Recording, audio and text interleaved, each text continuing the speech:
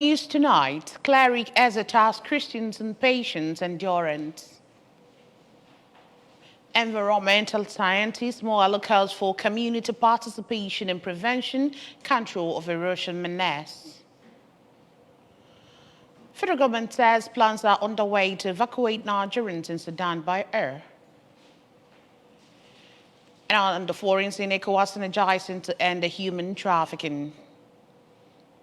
Before the news in detail, here is a special message. Governor Chukwuma Soludo has come for a total turnaround maintenance of the Anambra State economy and the promotion of core Igbo values. Let's give him maximum support for the task ahead. You're welcome to the news tonight. My name is Chidima Orangwa.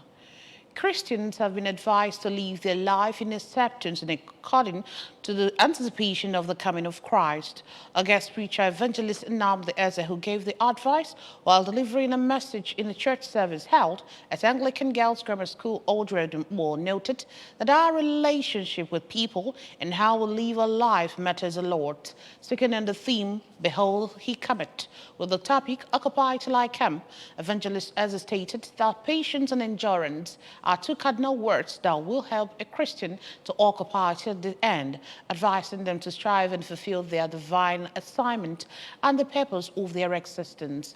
Earlier in his exposition, Professor Solomon Onyibo stated that every child of God must beware of the riches of the world, warning that material things are the devil's strong weapon in pulling people away from the faith and place of dominion in Christ, which includes pleasure of lives and cares of the life. Professor Onyibo, who charged Christians to let their light shine before all men, advised believers to come back to where they met their Lord at first, stressing the need for restoration of their first love. In his remark, the area chairman, Scripture Union Nigeria, Obosi area, Evangelist Innocent Chike Lue, advised the congregation to never cast away their confidence in God, reminding them of the certainty of the coming of Christ, and encouraged them to continue to hold fast on the confession of faith without wavering, for He that promised is faithful. The service featured prayer session, praises and worship, thanksgiving, and special rendition by the choir. An environmental scientist, Professor Leo Moghalu, has blamed the erosion menace ravaging parts of Anambra State on lack of consideration for the environment in construction and urban planning. Correspondent Chukwuemeka Modelam reports that Professor Moghalu disclosed this in Awka during World Earth Day celebration while delivering a lecture on flood menace in Anambra State, causes, prevention and remediation, a call for community participation. Professor Moghalu lamented the flood occasioned by building on waterways and poor urban planning were responsible for over 1,000 active erosion sites in the state. He said cutting of trees without replacement, nature of Anambra soil, blocking of drainage channels with solid waste by the people are also responsible for the worsening erosion problems in the state.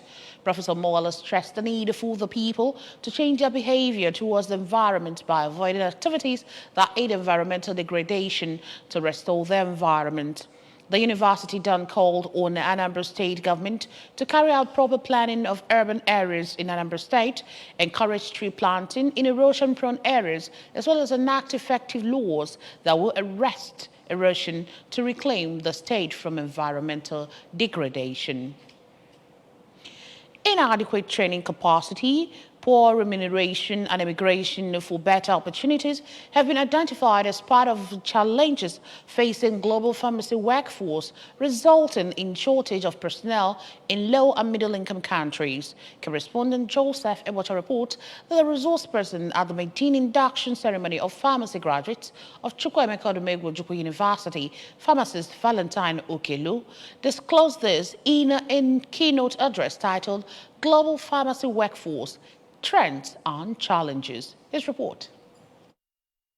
Pharmacist Okelo listed other challenges to include significant skills gaps in emerging areas of pharmacy practice, lack of training opportunities for pharmacists, regulatory barriers that limit the ability of pharmacists to expand scope of practice, increasing emphasis on collaborative care, and the growing need for pharmacists to take on expanded roles in healthcare like providing vaccinations, conducting medication reviews, and managing chronic health conditions such as diabetes and hypertension. To address these and other challenges, Pharmacist Okelo called for multifaceted approach that involves policymakers, regulators, educators, professional associations, including the pharmacists themselves. On how pharmacy graduates can surmount the challenges and align with the trends in the industry workforce, the resource person recommended continuing education to equip themselves with the knowledge and skills needed to succeed in patient-centered and technology-driven healthcare system prone to global influences, collaboration with other healthcare professionals to provide coordinated care as well as innovation to be able to adapt to the changing healthcare landscape and be willing to embrace new technologies to improve patient care.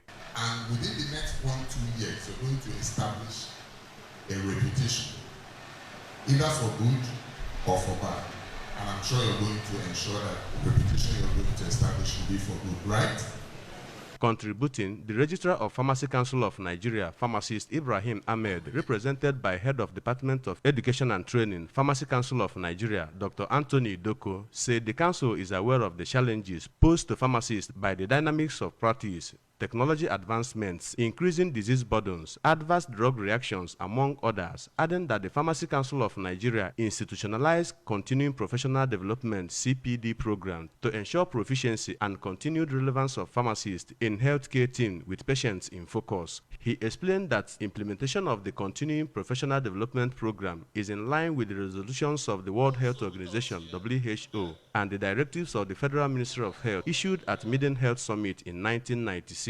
Deputy Director of News and Current Affairs, Anambra Broadcasting Service (ABS), Mrs. Chinyere Obiejesi, Anambra State Chairman of APGA, Sanobat Obi, among other parents of the inductees, attended the ceremony held at the Barian campus of the university. In Awka, Joseph Ebosha reporting for ABS News. The Vice-Chancellor Chukwuemeka Odumegwu Ojukwu University, Wariam, Professor Greg Wakobi, has implored Nigerian students to have high values and devote their time to their academic studies for posterity in cultism. Professor Wakobi, who gave the advice at the Faculty of Physical Sciences in the campus of the institution during her 24th matriculation ceremony, told the student that cultism will not only ruin their life but careers and families. Correspondent Emmanuel Chibota reports that Professor Wakobi, who spoke through the dean of the faculty, Professor Kinsley Nwozo, reminded the student that cultism is prescribed by the law of the Federal Republic of Nigeria, and membership of any cult group is an offense punishable by law. This report. In addition, the Vice-Chancellor told them that the federal government had many years ago directed universities across the country to expel any member of any cult group from the universities and to hand over such students to the police for prosecution. Professor Wakobi therefore enjoined them to say no to cultism and report to school authorities if anyone approaches them to join a secret cult. The university don further asked them to study assiduously, have a change in attitude and behavior, as well as keep their goals constantly before them and avoid distractions that may lead them away from their academics. He urged parents and guardians to always find time to visit their children and wards in the university, as such will be useful to them. I now admit you formally to membership of Chukwuemeka Odumegwu University and enjoin you to live up to the expectations of the university as pledged in your matriculation vow. Congratulations. Emmanuel Shibata for ABS News. The Anambra State Library Board, in collaboration with the Nigeria Library Association Anambra State Chapter, has celebrated the 2023 World Book and Copyright Day with inmates of the Nigeria Correctional Service, Awka Custodial Center. The celebration was also used to donate learning materials to the inmates to help them build themselves. Correspondent Blessing Uchendo has details of the report. Addressing the inmates, the acting director of Anambra State Library Board, Mrs. Obioma Obalom, said the day, which is celebrated on the April 23rd of every year, was set aside by UNESCO to talk about authors, books, copyright, and reading, and encourage the inmates to improve on their reading culture by reading 2 or 3 books a day to widen their knowledge. The essence of the World Book Day is to encourage people to read. We encourage everybody to read, and not just to read to pass exam, but to read to acquire knowledge, to read to widen their horizon, to read to become more knowledgeable. That's why we are celebrating it. On our part, the Anambra State Chairman of NLA, Dr. Ngozi Osuchukwu, who spoke on the theme of this year's celebration, indigenous language, called on the inmates to always promote their mother tongue, especially Igbo language, so that it will not go into extinction. We're encouraging people to speak your language, write it if you can. Even if you have the highest education or you live abroad anywhere, it's good that you keep that your local language and you speak it in your families. Responding, the Assistant Comptroller in charge of Oka Custodial Center, Reverend Solomon Mba, commended the team for the minute-wise to celebrate the day with them, even as he noted that reading is very essential to life, and encouraged the inmates to always read and write, even as he assured them of making the center's library available for them at all times. The celebration featured inspection of the Oka Custodial Center library and donation of books and toiletries to the inmates. Blessing Uchendo, ABS News.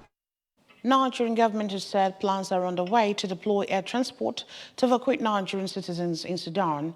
This is contained in a joint press statement from the Permanent Secretary of the Ministry of Foreign Affairs, Janet Olise, and the Federal Ministry of Humanitarian Affairs, Disaster Management and Social Development, Nasir Sani Gwazo, on Tuesday. The ministries stated that they are working closely with the Ministry of Foreign Affairs and the Nigerian missions in the countries bordering Sudan, as well as all the relevant stakeholders, to immediately evacuate the students and other affected citizens in accordance with President Muhammadu Buhari's directive. The officials said they can reach the embassy officials on the following telephone lines: 080-358-66773, 090-619-56284, 080-636-36862, 080-996-195-6274, and 090-666-36493. The United Nations Office on Drugs and Crime, in its 5th Global Report on Trafficking in Persons, said that out of 4,799 victims detected in 26 sub-Saharan African countries, 3,336 were in West African, including 2,553 children. The UNODC data suggested that close to 80% of the victims in West Africa were trafficked for forced labor, which till date remains the major form of exploitation in the region.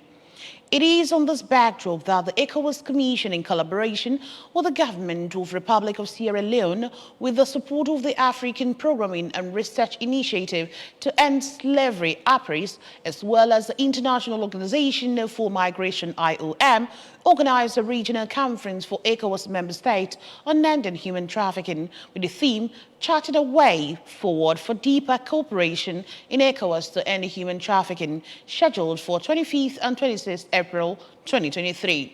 The essence of the conference is to share lessons learned in the implementation of the member states' respective TIP action plans to improve protection, prevention, prosecution and partnerships in the fight against TIP, and provide a platform for cross-learning and agreement on key value-added interventions in enhancing the implementation of the ECOWAS Plan of Action to combat trafficking in persons.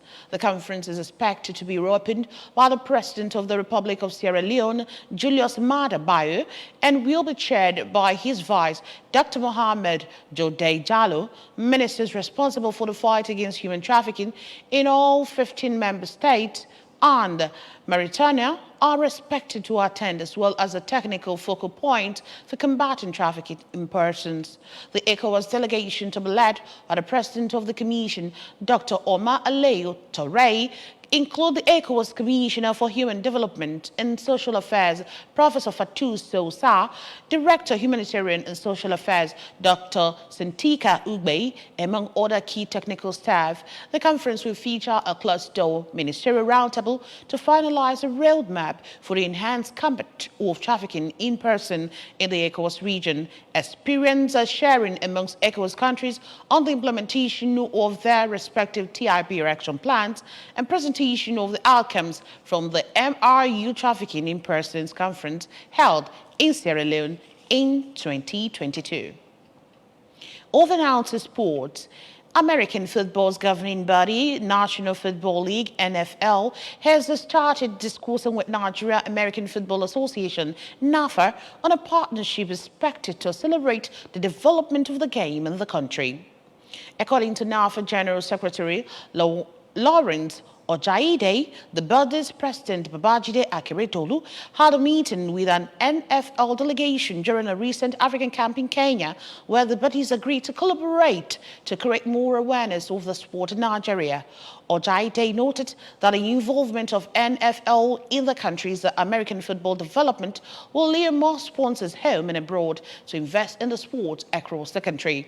Other activities lined up for this year, according to NAFA, are the National Under-18 Team Training Camp, which officially begins from April 21st ahead of international games, and registration for a Senior National Team Tryout Camp, which opened on April 15 and closes May 15, before training begins in June ahead of the IFAF game in Europe.